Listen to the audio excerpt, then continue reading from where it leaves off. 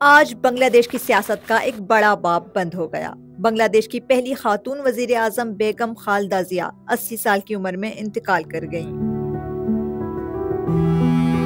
وہ کافی عرصے سے بیمار تھیں اور ڈھاکہ کے ایک ہسپتال میں زیر علاج تھیں۔ بنگلہ دیش نیشنلسٹ پارٹی کے مطابق بیگم خالدہ ضیاء 30 دسمبر صبح تقریباً 6 بجے فجر کی نماز کے بعد ہمیشہ کے لیے رخصت ہو گئیں۔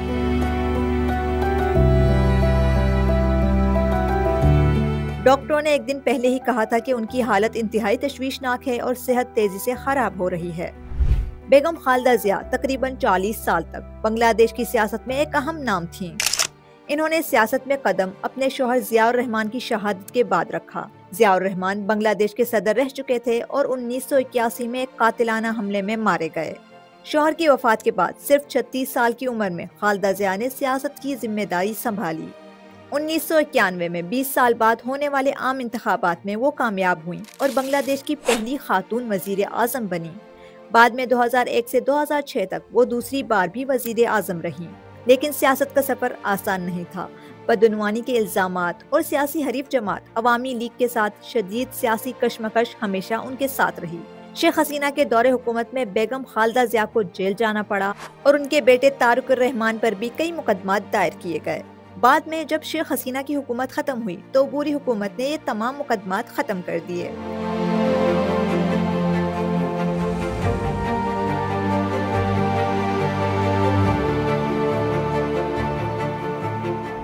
چند دن پہلے 25 دسمبر کو طارق الرحمن 17 سال بعد لندن سے ڈھاکہ واپس آئے تھے اور 5 دن بعد ان کی والدہ کا انتقال ہو گیا۔ اس وقت بنگلہ دیش نیشنلسٹ پارٹی ملک کی سب سے بڑی سیاسی جماعت ہے۔ آنے والے 12 فروری کے انتخابات میں عوامی لیگ پر پابندی ہے، اس لیے ساری نظریں اب طارق الرحمن پر ہیں۔ لیکن حالات آسان نہیں ہیں۔ ملک میں سیاسی عدم استحکام ہے، عدم برداشت ہے اور بھارت کے ساتھ تعلقات بھی کشیدہ ہیں۔ خالدہ ضیاء کے دور حکومت میں بھارت اور بنگلہ دیش کے تعلقات زیادہ اچھے نہیں رہے، البتہ ان کی بیماری کے دوران بھارت کے وزیر اعظم نریندر مودی نے مدد کی پیشکش بھی کی تھی۔ 2015 میں نریندر مودی نے ڈھاکہ کے دورے کے دوران بیگم خالدہ ضیاء سے ملاقات بھی کی تھی، جو اس وقت ایک غیر معمولی واقعہ سمجھا گیا۔ پاکستان کے وزیر اعظم شہباز شریف نے بھی خالدہ ضیاء کی وفات پر افسوس کا اظہار کیا اور کہا کہ بیگم خالدہ ضیاء پاکستان کی دوست تھیں۔ انہوں نے کہا، پاکستان اس غم کی گھڑی میں بنگلہ دیش کی عوام کے ساتھ کھڑا ہے۔